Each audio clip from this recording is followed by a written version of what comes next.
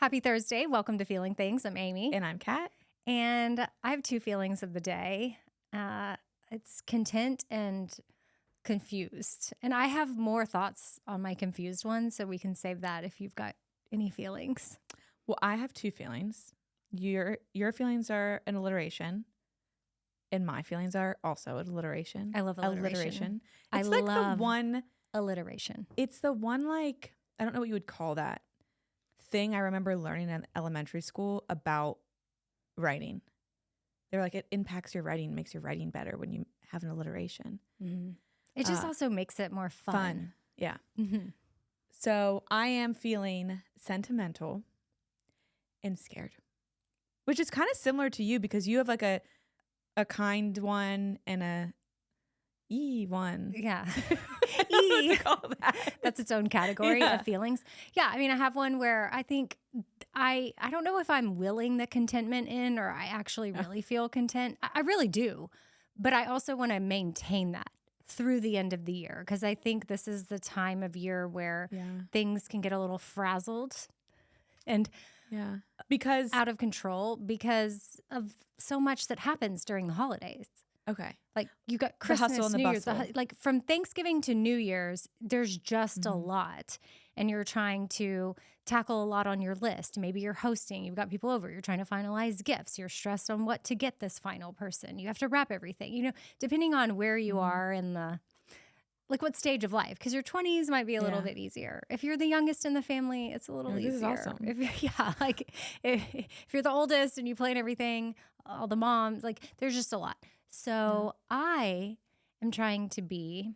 You're choosing to be content in each day and look for things that bring me peace and things that I have to be thankful for instead of getting like swept up in. And I think too, the problem is so many people online want to talk about the hustle and the bustle and how overwhelming it is, which we're sort of talking about that right now because that's just the truth.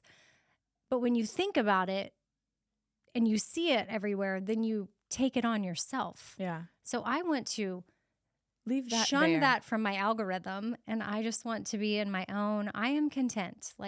I am content with some gifts that I got. There were some that I was stressing over, and then finally I just hit a point where I was like, no, this shouldn't be stressful. I think this is a good gift for this person, and that is okay. Like, I am ordering it, and it shall be fine. And if they don't like it, they'll return it and buy something they like. Yes. Or they'll throw it in a closet, or they'll re-gift it, which, hey, the gift that keeps on giving. Yes. Okay. So why are you scared? Okay. Because I have a question for you. I don't know if I'm scared or I feel scared for people, but I do want to mention my sentimental is actually very close to what you're talking about because I was feeling like the time's going to rush past me and I'm not going to enjoy the holiday because I'm stressing about gifts. So I chose to be sentimental. So I started like, I need to watch this Christmas movie and I need to make this Christmas cookie that I make every year. And I need to do, so I was feeling that was helping me stay in it versus worrying about those things. Anyway, we're shunning that. I'm scared for others because I have been watching The Reckoning. Oh my gosh, that is why I'm confused. I did not know that's why you were scared, but my confusion is from The Reckoning. So I'm confused how Diddy went this long without any consequences. Because people are scared of him. Okay, yeah, that's valid. But I'd like to hear a lot of your thoughts because I've only watched 1 3/4 of an episode. How many are there? There's 4. Okay. I think there's 4 and I watched them all. Okay, so you have more information. There is a man in this documentary who is fine being out there in this documentary. I will say, when I first started watching this, I turned it off because I said, and in my head, I'm like, I'm boycotting Netflix. I can't believe they would do this. Because it seems at first, because they have footage of Sean Combs, P. Diddy Puff, that you would think would come from him. Like it was like in his hotel room, like how would you get this content? I thought he was putting this documentary out to like clear his name at first. So No. So I turned it off. 50 Cent is behind it. Yeah, well then I learned that. I was like, okay, I can watch it now. The man that's in it, it was like it's one of the main guys. It's a documentary if you haven't watched this yet. So you're talking about the co-founder of Bad Boy Yes. Records, Kirk Burroughs. Yes. Okay. Sean Combs. I'm going to call him by his God-given name. Yeah, like what are we calling him? Because I have thoughts too. So let's just call him Sean. Sean. We'll call him Sean. He doesn't deserve a nickname, okay? Like, we'll call him Sean. He doesn't need anything special. Mr. Combs. Not even that. Oh, yeah, that I seems don't too wanna respect him. respectful. Yeah. Yeah, just Sean. Not even Sean. Just like half. Shit. Okay, so Okay. Sean. So he's still alive, and he's not even going to, he's in prison now, right? But he's not going to be in there for that long. Unfortunately. So this guy is, I guess I'm scared because what he has done to so many people, seemingly, it's all suspicion, he could do to you too. So this guy that used to be very close to him, his right-hand man, is now giving all the dirty deets. Why is he not scared of retaliation? I was thinking about you the whole time I was watching. I was like, Amy would never do this. She would take it to the grave because she'd be afraid of retaliation. Well, I thought the same thing too, and maybe you just haven't gotten to this part of the show. And I don't want to spoil too much if people haven't watched it, but Sean has an assistant, a former assistant that also comes on and shares. And she was part of the trial and testified and everything. And this is the first time she's ever spoken out. Like when you want to talk about taking things to your grave, I think that's what she planned on doing. She's like, this is just not what I do. Like I don't, you know. Because she was scared or because she just wanted to mind her own probably business? just like the rules of the game. Like this, you know, she was just, this is not the business I'm in. Like I was there to do my job and I did my job. And then later she realized like, oh, okay, I need to share my side of the story. And it was interesting because they also interviewed jurors in the show. And to see how the jurors were like, it blew my mind how they were taking her testimony. Because I was thinking, I believed everything she said. And it's like some people questioned it, which also leads us to the confusion behind why he got off on so much and he's not serving as much time. So the whole thing has just left me perplexed. And I get the whole thing of fear because, yes, retaliation is one of my biggest fears. Yeah, like I would be very scared. And I wonder the same thing that you're wondering, like, does he have access to this documentary? Can he watch it in jail? Will he watch it when he gets out? Are his people going to tell him, this is who was in the documentary? This is exactly what they said. This is what they accused you of. And then, yeah, now he's going to retaliate. But I feel like at some point he has to be off of his throne. Yeah. Whatever throne certain people have him on. Like, how will he have any power when he gets out? I don't know. Well, who's on his side? Is there anybody on his side still? Like, who was supporting him through his trial? I mean, yeah, people in his family-ish. I don't know exactly which family members, but yes, there are people and a lot of fans. They were out at the trial with like signs. I remember seeing it when the trial was going on, like people outside with like, you know, a freak doesn't make you guilty, you know, because he's like sexually a freak. Yeah. Okay, so did the jurors say, I'm going to ask this, you can use your discretion how much information you want to give me. Were any of the jurors like, I wish I would have? I didn't get that vibe. Okay. No. Oh, so they were like, yeah, he's not guilty. No, they weren't like that either. Okay. One girl that they talked to, she's like, went in, she was like, oh my gosh, I was a huge fan growing up. Another guy that was being interviewed was like, I knew nothing about this guy. So Wait, I went can into you it be knew nothing. on the jury if you're his? I'm not saying, sorry, let me rephrase. I'm not saying she was like, I was a big fan, but it's like, okay, well, Kat's saying that she was, but I don't know how they could weed through people that didn't listen to that music. I think she clarified by saying, I listened to music that he was a part of, but she was like, I wasn't a fan of his music personally. Okay. Like she wasn't, like, because he was an individual artist as well, but I think she was more so a fan of the artist under his label, which I think there is a difference because, like, I listened to Biggie and I liked when he was on Mace's album, like in high school. That's one of the albums I remember listening to. And then I love Tupac, but different record label. But I learned through this documentary, like I missed because so much of the feud was happening all these years, or that's kind of like East Coast, West Coast. Like I even have a shirt that has Tupac on one side and Biggie on the other, and it says East Coast, West Coast. And where did you get that? I don't know. I think I ordered it online because my friend maybe bought it for me. No, it was a gift for my friend who ordered it online after she saw it, and she thought of me because I liked both of them.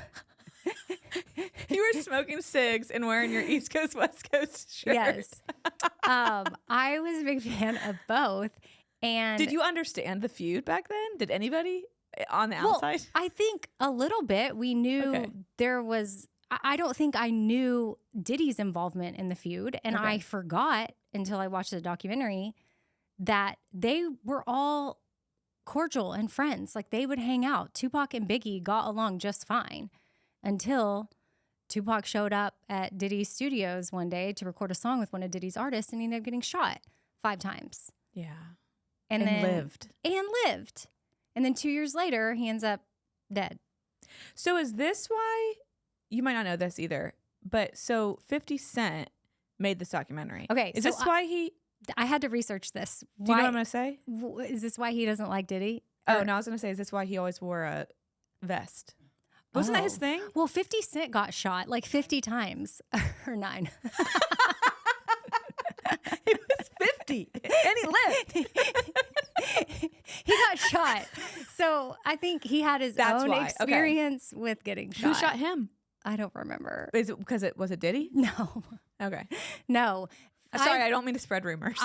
Now some people might be like, what the heck? I don't care about any of this. But if you watch the documentary, you will be fascinated because Diddy is Sean.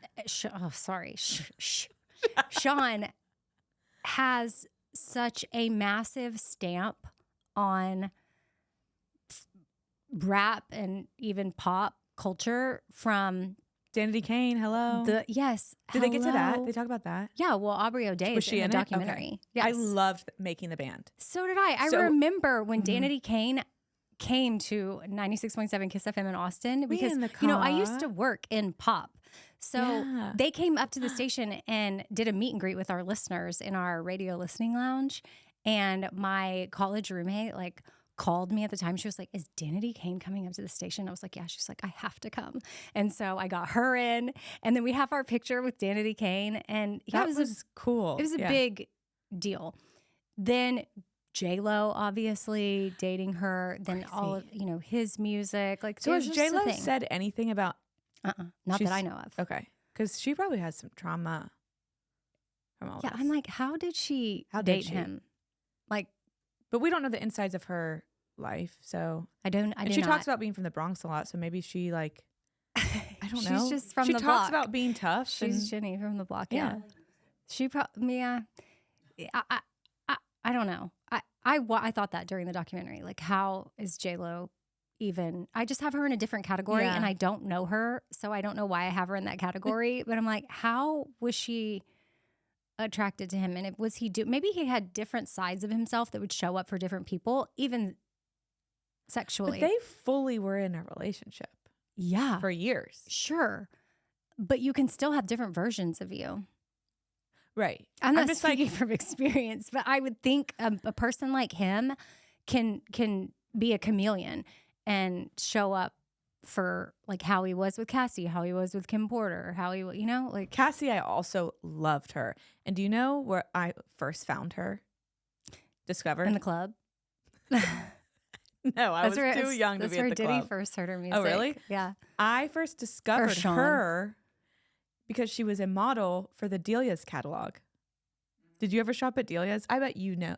Delia's was my favorite place to shop, and she was their main model. And then all of a sudden, she was singing, "Me and you, I've just been waiting so long, for you to answer my call." Yeah. Anyway, so I did a little research of my own because I didn't know what 50 Cent's deal was with this whole thing. 50 Cent. So 50 Cent says he made the Netflix doc Sean Combs The Reckoning to give victims a voice and to call out abuse in the hip hop industry. He says his feud with Diddy just made him less afraid to do it.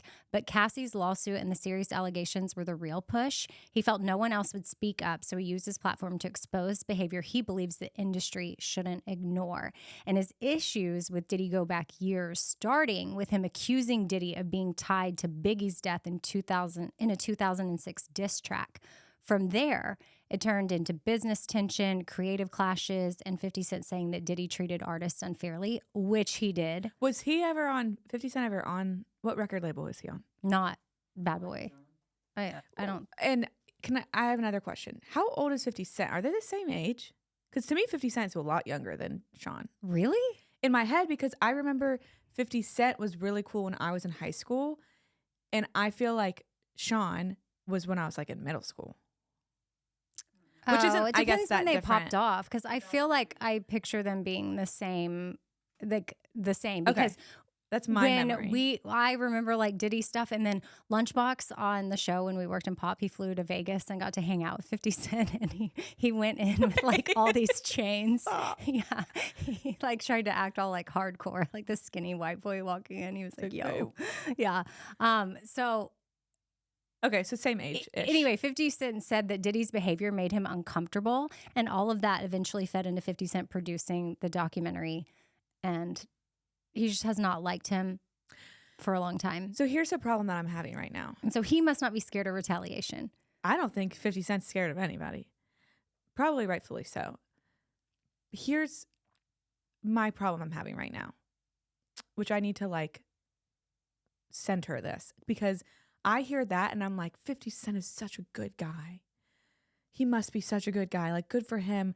But I'm not doing any critical thinking there. Like, I'm sure that, well, I shouldn't say that either. Like, I don't know. Like, but because he made this to then give victims a voice, which is, I think, all great. Like, I'm glad that he made this documentary, but it's also very biased. So how am I going to take in this documentary through an unbiased lens? That makes sense. Like, all the people in that documentary obviously hate Sean Combs. Yeah, I think this is one of those things where there's smoke, there's fire. Well, I do think he's a bad guy. Yeah. I guess I'm thinking like when only one side is telling their story, it's like, well, the other side, side that's telling their story probably did some messed up things too. Oh, sure. Does that make sense? I'm just saying, I feel like now I'm like, 50 Cent is a saint, and like, I should not go that far. Yeah, I don't think we need to put it, because we have no idea. But I think of, you brought up the Kurt guy, the co-founder of Bad Boy Records. I think of things that Sean asked him to do, and he is now telling us his version, which is, that is wrong. I'm not going to do that, which led to him getting fired.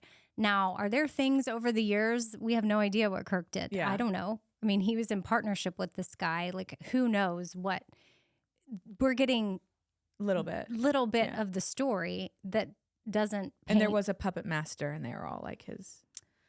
Yeah, I mean, I just don't. I think yes, we're hearing those sides, but who knows how innocent certain people are in all of this. But we can agree that this person was bad, and this over here is like not part of the like conversation. who knows what sort of things 50 Cent has done? I don't know, because people haven't come up with that documentary yet. Here's a question, Nelly. What about him? What about Nelly? So I guess I think of like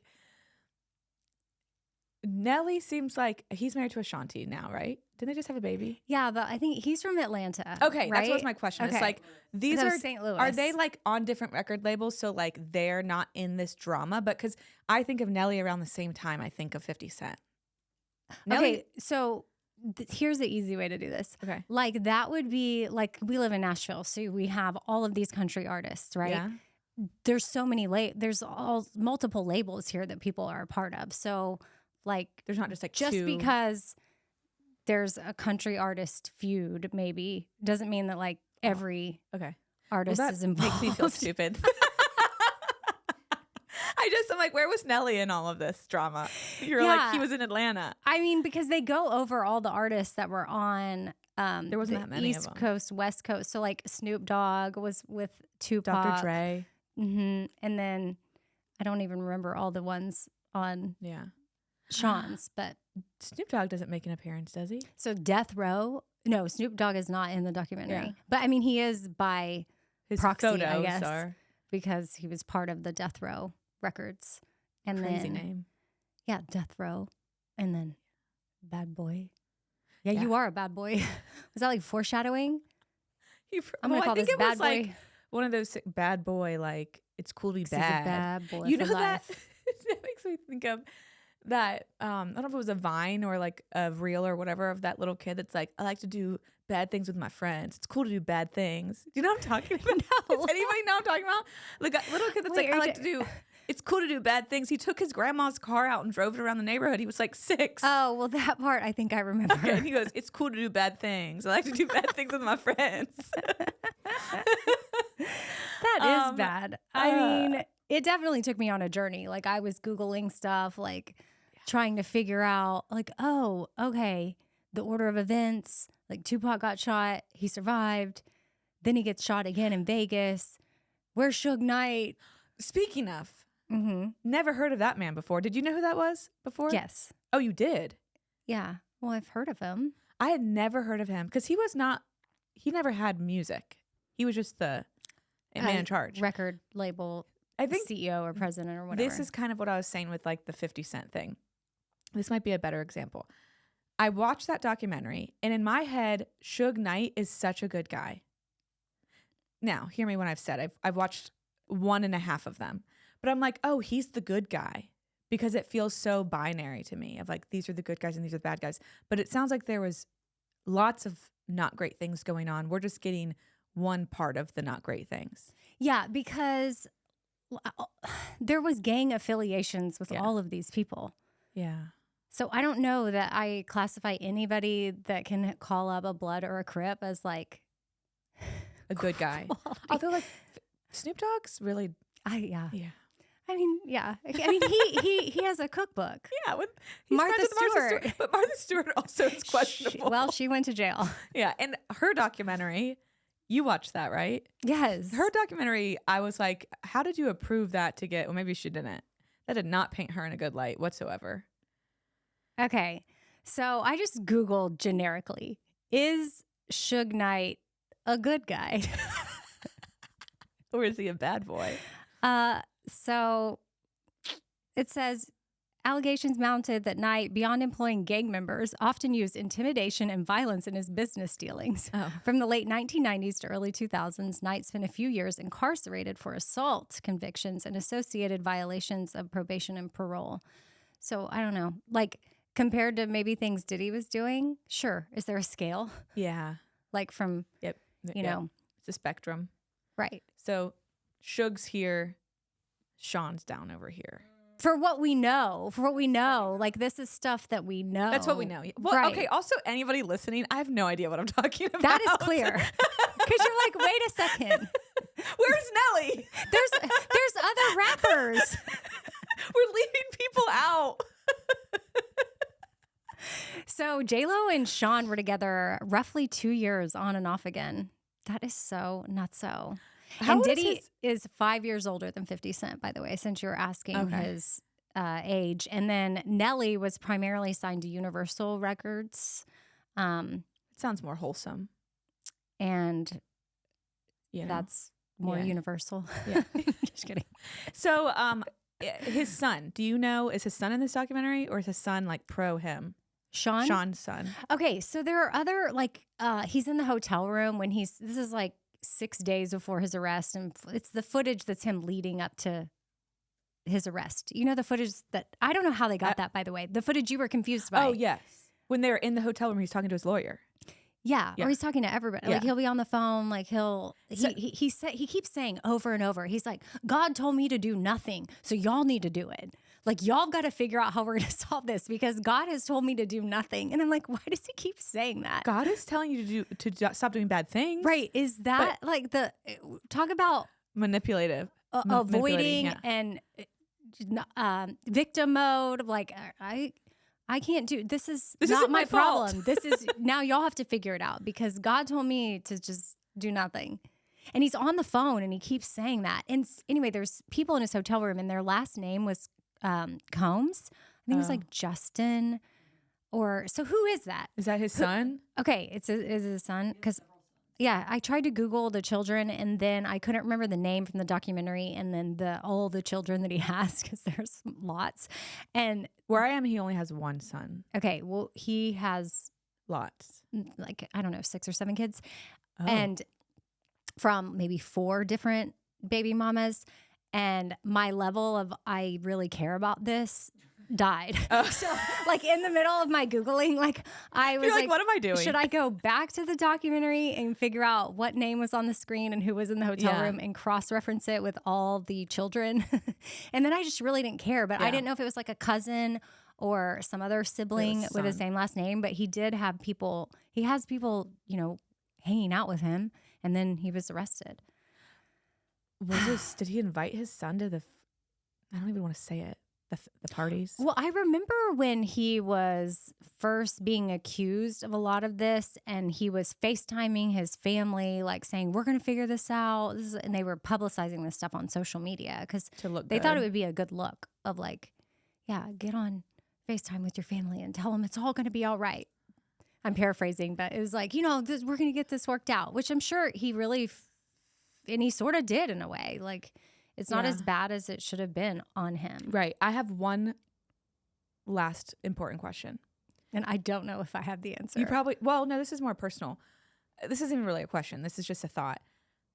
Who was his attorney, and how do you agree to be his attorney? Okay, so because he has so much money, I'm pretty sure he hired like 8 powerful attorneys. But I guess yes, there are 8 dirty attorneys. Yes. Like you can find people as long. I would say, yes, like we have certain levels of integrity. Maybe they were presented with facts where they felt like he's being treated unfairly and we want to prove that.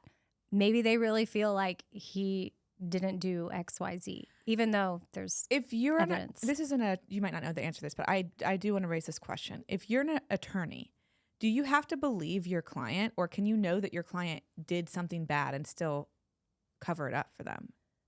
I don't know. Like if there's attorney-client privileges, right? So like, let's say I murdered somebody and I hired you as my attorney. When I hired you, I said I didn't do it, but then I hired you and I was like, just so you know, I did it. Can you still defend me? Or is that against the law because I did it and you have an admission? I don't know. Okay. That's crazy, right? Because I guess that changes. We need to get a lawyer on the line. Seriously, if you're a lawyer, let us know I guess I could Google this. But that is the same kind of, I guess he may have murdered people. But the same thing, if you have all this evidence that points that your client was guilty, how do you still have to defend them? Well, so everybody has the right to an attorney. I see that on TV. Sweet. When people are getting arrested. Oh. Like, you have a right to the attorney in the court of law. Thank you for that. And so that's why you can get a court-appointed attorney to represent you. And so someone may have to represent the guilty person. Like, there's always going to be a person up there that has to do their job. Oh, however, I'm thinking if I'm an attorney and I start representing someone and they tell me they're innocent and I truly believe them, and then along the way I find out they're guilty, I think I have to fire them as a client. Right. That's my point. But I guess that's integrity. Okay. Yeah. I have updates from Shannon on this. Okay. Yes, an attorney can and must defend a guilty person because their ethical duty is to ensure that the state proves its case beyond a reasonable doubt. Oh, so okay. Uphold the client's constitutional rights and ensure a fair trial, regardless of the lawyer's personal belief in the client's guilt. The lawyer's role isn't to judge factual guilt, but to challenge the prosecution's evidence, check police procedures, and secure the best legal outcome, whether that's dismissal, reduced charges, or a fair sentence. Okay. This is why I was not going to be a lawyer. That. Now we know. I mean, I probably wouldn't have passed the bar, but this is also why. That makes it a little bit different. That like, if I am Sean's attorney, I'm not trying to prove his innocence. I'm just trying to make sure that the state is doing their fair job of proving that this happened. I still wouldn't do it, just so everybody knows. However, the vibe I got from his attorneys that were backing him is they were doing whatever they could do to get him the lightest sentence possible, and they were proud of their work. Like, they didn't seem like Like, oh, we don't want to be here. No, he retained them. You know, it's not like he didn't get a court appointed attorney. They got job security after that. Don't you think? With him for life? Yes, because I didn't pay a lot of attention to this because I was like, for sure he's going to jail forever. Surely he is.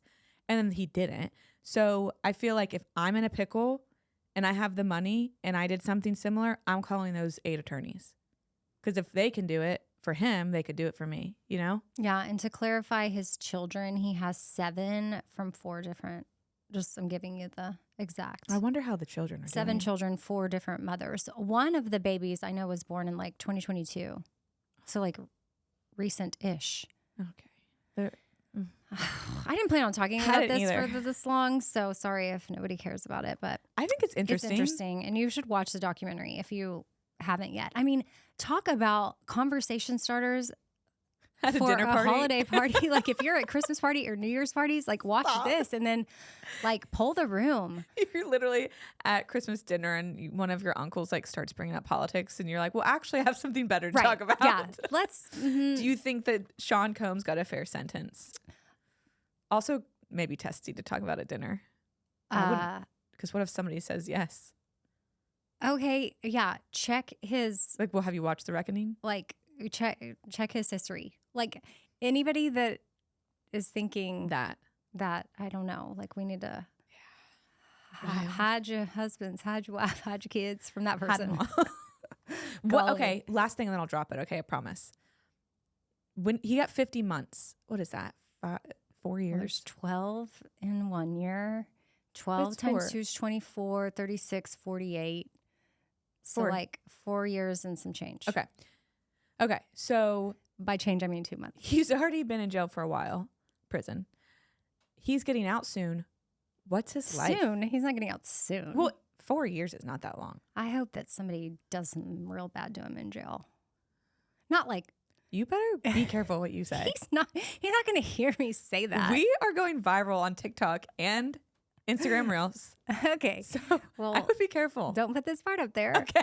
And I don't think any of our listeners are going to sell me out. But, you know, like, I wonder if what his life is like in prison. If he's getting great treatment or if he's holding someone's pocket. You know what I'm saying? Holding somebody's pocket. Yeah. Do I have to look that up? Sure. Okay. Yes. I think it's a way of like, you know, you're somebody's boy. Oh. So if he's the boy. Yeah, he holds the pocket. He's not in charge. Oh, okay, got it. Right. Yeah. Like, you're cool. You know lingo. No, wow. I think I remember you're that. Bad. No, I remember Do you learn that in a Biggie song? From Prison Break. Oh, I didn't watch that. You didn't watch Prison Break with Wentworth Miller? No. Where he tattooed his escape plan on his body? No, that's crazy. But I did watch Orange is the New Black. Oh, very different. Yeah. Like very. Okay, so do we think he's going to go into hiding is my question. He cannot live in the United States. There's no life for him here. Who knows? Who knows? Okay. I don't know what he thinks. He thinks he compares himself to the Son of God. I believe in the documentary, and I'm paraphrasing, he said something along those lines of like, what else do we compare me to? Like, stop. No. He sounds like a version of Kanye West. What record label was Kanye West on? He wasn't in any of this. I'm assuming. I think he was a Diddy supporter. That tracks. Yeah. So in prison slang, holding someone's pocket means controlling, influencing, or protecting a weaker inmate. Oh, I was thinking it was something dirty. Like a little bee or a punk. Well, I think dirty things happen to the little bee. Mm-hmm. Oh. He provides favors or services in exchange for safety. Got it. Mm-hmm. He's doing and status. Services and favors. You know, certain acts. Also potentially being a way for guards to manage inmates or a tactic to keep someone indebted and under control. Gosh. But unfortunately, he's such a master manipulator. Like, who knows?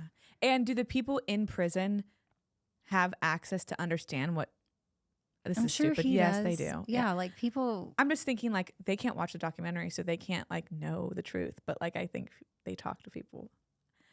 I'm gonna stop talking now. I wish we could know. I wish we could talk to somebody. Like, volunteer in the prison? Where is he serving? Because like we need to know, like, do y'all have access to Netflix? Has he seen The Reckoning? Yeah. Is he coming up with a plan to retaliate on 50 Cent? Imagine you're in prison and in walks Sean Combs. Okay, so rumor is, per CryoCat, that 50 Cent put this on ABC. Amy's not buying this. Well, I don't know. I'm not saying I'm not buying it. Because they can only watch ABC in prison. I wonder why they can only watch but ABC I feel in prison. like, who knows? I don't know. Maybe they have some deal. But I feel like people have... ABC has a deal with the prison. Yeah. I feel like They acquired the prison. They have computers. They keister in phones. Keister? They cute. you know, or Yeah. you know, they have relationships with guards, and they get like Info. I'm sure they can stream. I'm sure they're streaming some Christmas movies up in there. Holiday Harmony? Kanye West was not signed to a major record label as a recording artist during the period of the Tupac Biggie stuff. During that era, Kanye was primarily working as an aspiring producer for local artists in Chicago. But I do know at one of the award shows, Sean was receiving a Lifetime Achievement Award at some point, and Kanye was one of the people that announced him to come on stage, like giving him props. Yeah. But I think he had his face covered with like a t-shirt. You know, he's Kanye like speaking. did? Yes, because he was all weird. Like he was speaking through like a shirt. Like all you could see was like a nose and a mouth moving. What in the world? Yeah. Don't even get me started on the Kardashians, because I've been watching that too, and I have thoughts, but I think we've done too much with it. I have to stop talking. Yeah, so we can do something helpful for people if they are looking for small talk situations at Christmas parties or things that are coming up. And this is just a technique you can keep in your back pocket. I've seen multiple people talk about it. It's probably because it's that time of year. But I Googled it and I couldn't find exactly where it originated from because so many different people spoke about it. But it's called the F.O.R.G.E method. Forge? F.O.R.G.E. F-O-R-G-E. F.O.R.G.E. Which, Shannon, maybe you can find if it, you know, I want to credit the right people, but I just feel like it was like a thing that has been floating out there. It's an acronym to keep conversations flowing by focusing on safe universal topics. So if you don't want to get into politics or Sean Combs, you can start with F, which is the beginning of Forge. So what you do, Kat, is like, you're like, okay, I'm talking to this new person. I'm horrible at small talk. What do I do? Oh yeah, Forge. F is for family. I'm going to ask them. So do you have family here? How many siblings do you have? Like any family specific type questions. Okay. That can be your go-to. So like, what's a crazy family tradition that you guys have? So that's F. O. What do you think O stands for? Have you been outside lately? It's a good question. Occupation. So got it. then you could ask questions like, you know, like obviously, what do you do for a living? Or what's your dream job? Like, or if you could do anything in the world, or if money didn't matter, what would you do? I love those questions. Yeah, volunteer work, stuff that falls under occupation. I know the R. What is it? Is it recreation? It is. What do you like to do for fun? Yes. Okay, Occupation kind of gave it away, yeah. You're catching on. Ask things like, what do you like to do for fun? Got any hobbies that you're really into? And this part of the conversation is crucial because it's all about what makes them tick when they're off the clock. Because like family stuff might be a little sensitive at times. Who wants to talk about work? Recreation can be a fun one. Yeah. Because you're like exploring other sides of them. Like, have you gone on any cool vacations this year? Like, what's the best vacation? What's the coolest place you've traveled to? That's not under R, Kat. Oh, okay. That's under G. F.O.R.G.E. G is geography. Oh, I would have not gotten there. Ask things like, have you traveled anywhere interesting lately? Or is there a place you'd like to visit someday? Okay. So don't ask that unless you're in the G category. Well, this is so. I'm just kidding. Well, to be clear, just so people know how to use it, it's just an acronym to keep in your back pocket. Like, you don't have to go in any particular order, but it's just something to pull from when you're sitting there talking to someone and you're feeling stuck or desperate or like, ugh, how do I get through this? Or I'm so awkward. Then just forge it up. Forge it up. Wait, is there an E on the end of Forge? There is. Can I guess what it is? Sure. I have two guesses. Entertainment or extracurricular activities? Close. It's under experience. Oh. You can ask things like, what's a cool experience you've had? Or have you learned anything important lately or life-changing? There's like, Yeah. any experiences they might have. Done any experiential therapy? Why, yes, I have. I like that because I hate small talk, and that gives you like a quick reminder of there's easy things you can just ask about. Mm-hmm. Generally, when you ask people questions, they want to talk about that kind of stuff. Yeah. Fun things. That just gives you a guide, Yeah. like where to go with the small talk, because it can be hard. When you think about Christmas and gift giving, is there a gift that sticks out that was like a really weird gift that you got ever? And if you don't want to say because you don't want to hurt somebody's feelings, that's fine. But have you ever gotten like I mean, it was for my birthday, but it wasn't for Christmas. Oh, that's okay. Oh, fits the category? Yeah. Well, the time, I think I've told you this before, and I have the picture up in my attic, so I'll have to show you one day. But the time that my husband, when I was turning 30, so it's my ex-husband now, but it was my 30th birthday, and he gathered all my friends at a local art gallery. We lived in downtown Southern Pines, North Carolina. There was this cute little art gallery, and he had champagne there and cake and all my friends, and then a canvas that was stenciled by an artist that worked at the gallery. And I was like, oh, we're going to do like a paint by numbers, but not me, my friends. We're going to paint it. My friends were going to paint me a painting of me. I wish we had that painting down here. I know. You still have it. It has Andy Warhol vibes. Oh, like the colors? Yeah, like it's supposed to. Wait, when he... And then all my friends signed the back, but I was like, Ben, and he said, look, this, just so you know, this wasn't my idea. Like, I wanted to do this, and I thought we would just do a painting of something, like scenery, a tree, maybe our dog. That would have been cute. Yeah. And the person that worked at the gallery was like, oh my gosh, what if we do her? Like, I would love to have a picture of me. And I think this person like literally had a picture of themselves hanging in their house, which some people do have portraits like that. That is great. This is not me. In fact, I mean, Shannon should just go. Maybe Shannon, it's in the attic. You'll see it.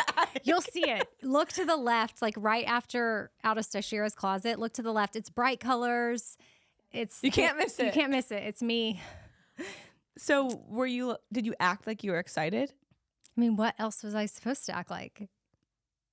I don't know that I think I acted just normal. I did not express my Were your friends like, this is so cool? They probably thought it was weird too. Like I would be like, oh, we're painting you. I mean, I don't know. They were really sweet.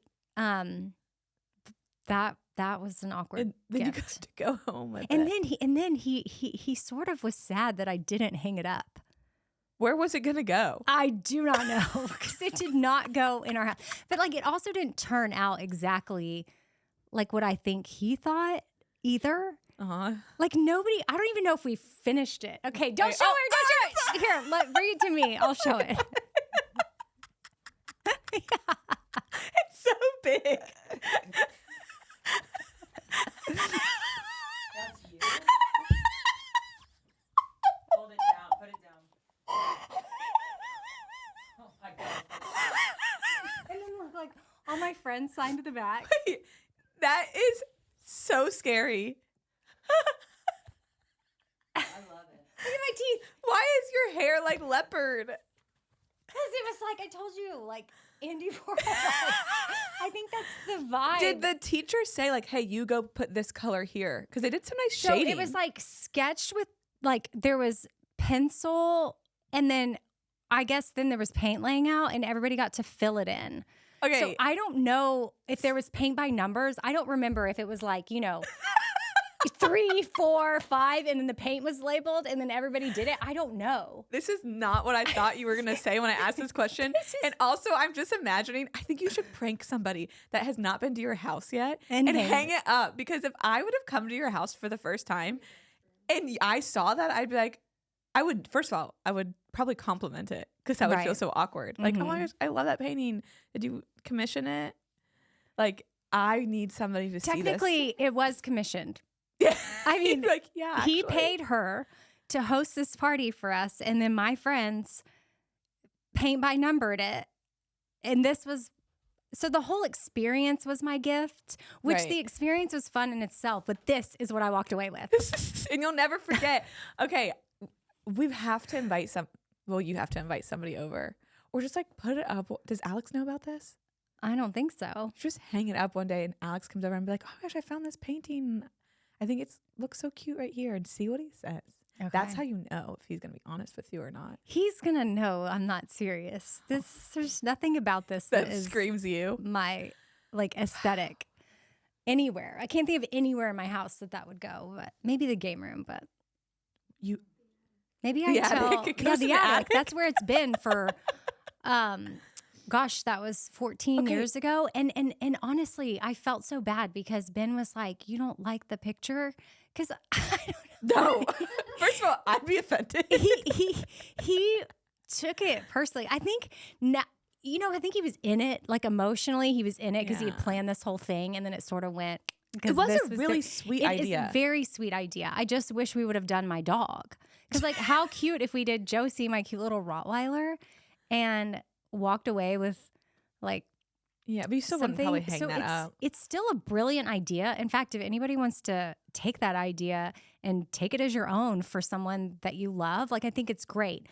Just don't do the person, because then that makes it awkward because people are there celebrating you, painting you. And then this is what we end up with. Like the whole thing is just weird. But I think Ben was so emotionally involved in like the whole set. Like he Yeah. almost took that I didn't like the painting as that I didn't like the whole event. Yeah. And this That's not true. caused issues. Well, okay, I was going to say, And I the love- fact that it was in the attic for years, like where was it in your last house? attic. It's Okay. flipped in the attic. But I do The love that entire you time. moved with it. You didn't throw Yeah, it I've away. held on to it because I mean, It's a memory. You can't get rid of that. ever. Because what if somebody asked you this question again? Right. I mean, yeah. Oh, man. So have you gotten a gift that you hate? It's not that I hated it. I got a weird gift. It is going to be nothing compared to this story. So just bear in mind, I wasn't expecting this. I just was thinking about it with all of the, Diddy stuff. One year for Christmas, I asked my parents for the R. Kelly CD because I believe I can fly. I believe I can touch. I love that song. It was my childhood song that I thought I actually could sing well. Favorite song. So I asked for the R. Kelly CD, and my parents bought it for me. I don't know why, because one of the songs, I was probably 11, mind you. I don't even think I believe I Can Fly was on the CD, but what was on the CD was The Greatest Sex. Well, And, maybe like- they didn't look at the titles of the songs. Sure, but like maybe I think I would have. Yeah. Like they didn't flip the CD over, so it just was like a weird gift to get from my parents, because also they weren't strict, but they weren't like buying me rap CDs. Mm-hmm. So it was just a weird gift to get. Anytime At I think 11. of that song, I think of my 9th grade typing class.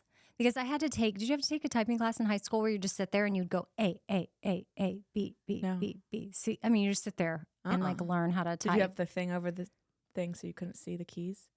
I don't know. I just remember sitting in typing class and my friends and I, that song was popular at the time, and we would sing, I believe I can type, press the keys and type away. And we would type to that. What's sad is that song can no longer be. No, he's Yeah. bad. I'm going to talk about a bad boy. Ugh. Yeah. Oh, I wonder what record company he was on. Good question. Guess we'll never know. Well, we could Google it. We can Google it. Okay, well, so there you have it. I think the big takeaways from today are F.O.R.G.E. Yeah, that's For- what you can take away from this. Small talk. Keep F.O.R.G.E. in your back pocket. Family, occupation, recreation, geography, experience. Yeah. We're not rappers. Yeah. Oh, I didn't know if you were doing a rap. No, but Tupac, Dear Mama is one of my specialties. Would you like to end with that? When I was young, me and my mama had beef, 17 years old, kicked out on the streets. Though back in the time, I never thought I'd see the day. Ain't a woman alive that could take my mama's place. Suspended from school, scared to go home. I was a fool with the big boys breaking all the rules. See, And even rap though back then was we so had- nice. I don't know. It's not. No, Oh. he's saying "Dear Mama," like, and even though you're a quack crack queen mama, Oh, I didn't know he said that. crack fiend or something. You always was a black queen mama. That's kind of sweet. No, he's talking about how like, and who'd think in elementary, hey, I'd see the penitentiary one day running from the police. That's right. Okay. Catch a whooping, or mama catch you put a whooping to my backside. Okay, it's kind of compared to some things you hear now. That's a little bit cleaner, wouldn't you say? It's a left note to his mom, right? Yeah. Hey, lady, don't you know I love you, sweet lady? Is that part of the same song? Uh-huh. Oh, Yeah. That sounds a little nicer than some of the things I hear now.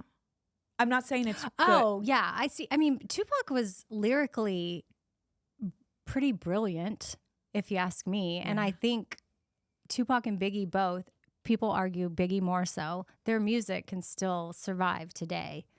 Like, it doesn't sound like if Biggie's song, It's not like some of his politically music were to incorrect. come out today, it was just the sound of it would still sound like it fits right in. That song that you just sang. That's doesn't Dear Mama. It's different. And I said Biggie specifically, and Okay. that was Tupac. Okay. You know Biggie. Like, Okay. I think I was in can't you elementary school or see something sometimes your words just hypnotize me. Oh, yeah, and I that just song. love, yeah. Mhm. Okay, that would be cool. I'll Yeah. listen to that. Okay. Yeah.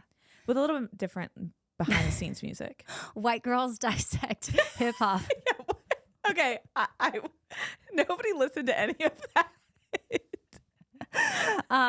So yeah, you can take away the F.O.R.G.E, and you know that you need to watch the documentary. Yeah. And next week, since we didn't get to it, we have got to talk about what items in your house you need to fire, because I think this is such a great way. This is coming from a Harvard professor, and we'll talk about it next Tuesday. Like get rid of before the new year. Yeah, it's like every time you buy an item, think of it this way. When you buy an item, you're hiring it to do a job. And then what happens at the end of the year or beginning of the year, like you do a review. Like at work, you do an end of year review or a start of the year review, like reflecting on the work that this person or thing has done. And so if you look at items that way, because sometimes we hold on to so much stuff. So we're going to dive into that. Okay, now and I'm how excited. it's going to help us start 2026 strong. And fresh. Okay. Yeah, by firing a bunch of stuff at our house. I'm ready. Yeah. Okay. Don't fire that picture. Well, it's going to be, it's not fired, but it's not working. It's retired. Yes. Yeah, it's retired. So if you fire it, it's gone. If you retire it, it stays in the attic. Yeah. Or the I like that. basement or whatever. Yeah. So we'll come up with the whole thing. And that maybe next Tuesday we can focus on, like, that'll be our theme. Yeah. Yeah, I like that. Mm-hmm. Yay. All right. So most importantly, have the day. You need to have. Bye. Bye.